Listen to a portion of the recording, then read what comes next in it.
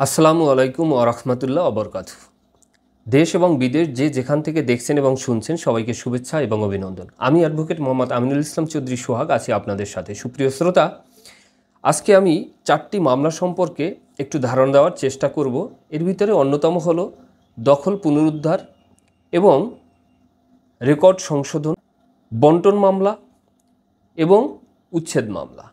অর্থাৎ এই মামলাগুলো সম্পর্কে আপনাদেরকে একটা কনসেপ্ট দেওয়ার চেষ্টা করব, অর্থাৎ একটা ধারণা দেওয়ার চেষ্টা করব। কারণ অনেকেই আছেন যে আপনাদের শুধু উচ্ছেদ মামলা করতে হবে, কিন্তু দেখা যায় যে কোনো একজন আপনাদেরকে বলল বন্টন মামলা করতে, এবং সেই বন্টন মামলা আপনারা করেও ফেলেন।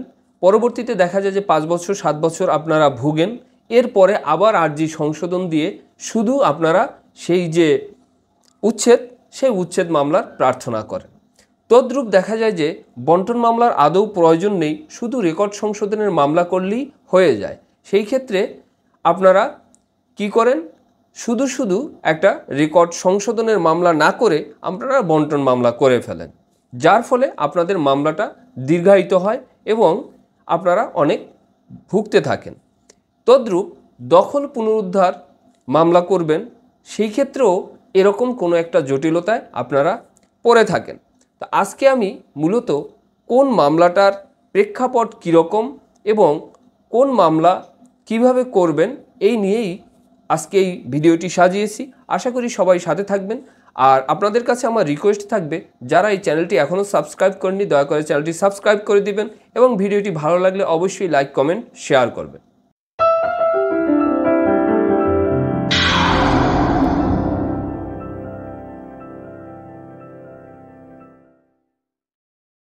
সুপ্রিয় শ্রোতা, যেমনটি বলেছিলাম যে বন্টন মামলা আমরা কখন করি? আমাদের শরিকদের ভিতরে, অর্থাৎ ওয়ারিশ আমরা যারা আছি তাদের ভিতরে যদি কোনো বন্টনজনিত কোনো সমস্যা হয়ে থাকে। বন্টনজনিত সমস্যাটা কীরকম? যে এক ভাই সম্পূর্ণ জমি অধিগ্রহণ করে রাখছে, অন্যদেরকে বঞ্চিত করে, অথবা এক ভাইকে বঞ্চিত করে অন্যরা ভোগ দখল করতেছে। অর্থাৎ বুঝতেই পারতেছেন যে কোনো একজনকে কম দিচ্ছে, অথবা সম্পূর্ণই তাকে বেদখল করে রাখছে, অথবা তাকে কোনো কিছুই দেয়নি। এরকম যদি কোনো কিছু ঘটে থাকে, সেই ক্ষেত্রে আপনারা বন্টন মামলা করতে পারেন এবং বন্টন মামলা করে আপনারা আদালতের মাধ্যমে এই যে জমি, সেই জমির সঠিক যে সাহাম সেটা আপনারা বুঝে নিতে পারেন। কিন্তু দেখা গেল যে আপনাদের এটা কোনো যৌথ সম্পত্তি না, বা যৌথভাবে ক্রয়ও করেননি, কিন্তু কোনো একজনের কাছ থেকে যৌথ প্রপার্টির যে মালিক যারা আছে তাদের কোনো একজনের কাছ থেকে আপনি জমি ক্রয় করেছেন। ক্রয় করার ফলে আপনি কিছুদিন দখলে ছিলেন, এরপর আপনি দখলচ্যুত হয়েছেন। এখন সেই ক্ষেত্রে আপনাদেরকে অনেকেই পরামর্শ দিয়ে থাকেন যে আপনারা বন্টন মামলা করুন। দেখুন, এই ক্ষেত্রে আপনার বন্টন মামলার প্রয়োজন নেই।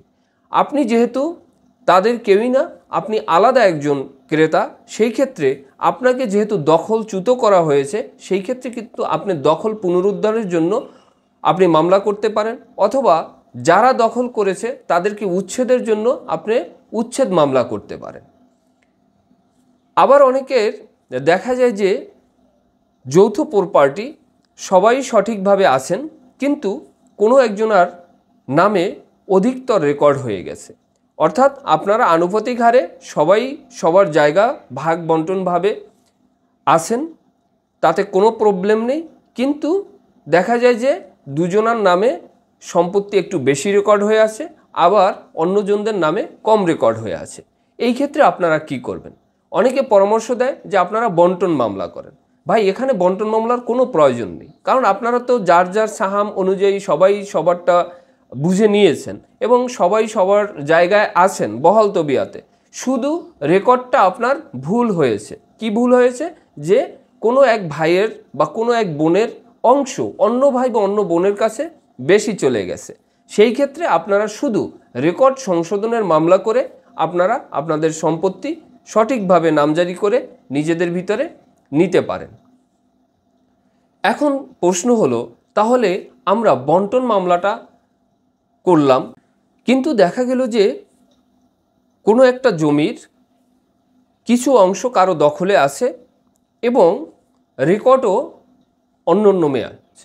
অর্থাৎ ধরুন একটা সম্পত্তি 10%, সেই 10% সম্পত্তির ভিতরে আপনি 5%-এর মালিক, কিন্তু আপনি আছেন মাত্র 2%, অথবা আপনি ওই 5%-এর কোনো অংশেই আপনি নেই, অর্থাৎ পুরোটাই অন্যের নামে রেকর্ড হয়ে আছে এবং অন্যে দখল করে আছে। সেই ক্ষেত্রে আপনি কি করতে পারেন? সেই ক্ষেত্রে আপনাকে যেটা করতে হবে সেটা হলো সত্য সাব্যস্ত দখল পুনরুদ্ধারের মামলা করতে হবে। অর্থাৎ এই ক্ষেত্রে শুধু রেকর্ড সংশোধনের মামলা করলে হবে না, রেকর্ড সংশোধন অবশ্যই থাকবে, তার সাথে আপনাকে ওই যে সত্য অর্থাৎ যে জমিটা সেটাই তো আপনি দখলে নেই এবং সেটার হাল যে রেকর্ড বা পূর্বের কোনো একটা রেকর্ড সেটাও আপনার নামে নেই। সেই ক্ষেত্রে আপনাকে কি করতে হবে?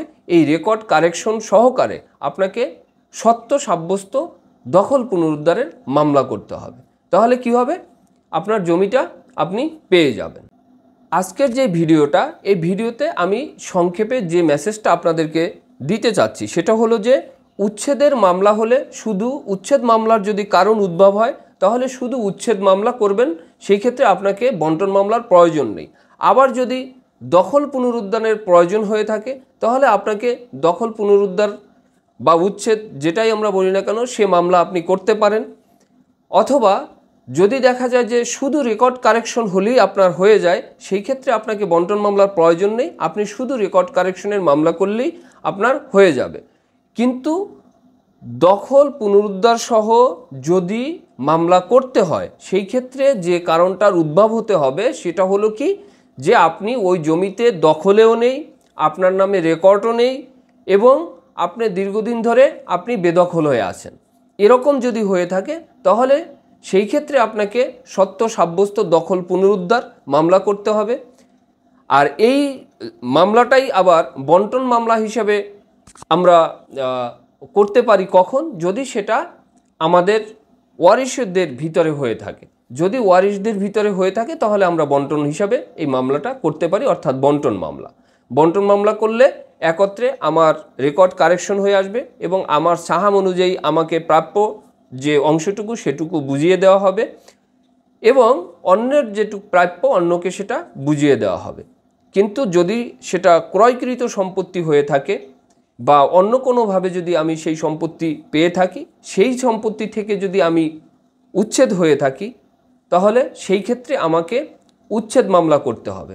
আর যদি দেখা যায় যে সেখানে উচ্ছেদ শুধু করলেই হয় না, সেখানে রেকর্ডের কারেকশনেরও দরকার আছে, কারণ রেকর্ডও তাদের নামে হয়ে গেছে, সেই ক্ষেত্রে আপনাকে রেকর্ড কারেকশন সাথে আপনাকে এই যে উচ্ছেদ সেই মামলা করতে হবে। সুপ্রিয় শ্রোতা, আজকে যে ভিডিওটি, এই ভিডিওর মাধ্যমে আমি যে মেসেজটা আপনাদের দেওয়ার চেষ্টা করছি আশা করি সবাই বুঝতে পারছেন। যদি এই সম্পর্কে আপনাদের আরও কোনো কোশ্চেন থাকে, আরও কোনো জানার কিছু থাকে, তাহলে আপনারা সরাসরি আমাকে প্রশ্ন করতে পারেন অথবা সরাসরি ফোন করতে পারেন অথবা কমেন্ট বক্সে কমেন্ট করতে পারেন। তাহলে আজকে এ পর্যন্তই। যারা এতক্ষণ আমার সাথে ছিলেন সবাইকে অসংখ্য ধন্যবাদ। যদি আমার এই ভিডিও ভালো লেগে থাকে তাহলে অবশ্যই ভিডিওটি লাইক কমেন্ট শেয়ার করবেন এবং চ্যানেলটিতে যারা এখনও নতুন সাবস্ক্রাইব করেননি অবশ্যই চ্যানেলটি সাবস্ক্রাইব করে দেবেন। সবাইকে অসংখ্য ধন্যবাদ। আসসালামু আলাইকুম ওয়া রাহমাতুল্লাহ ওয়া বারাকাতুহু।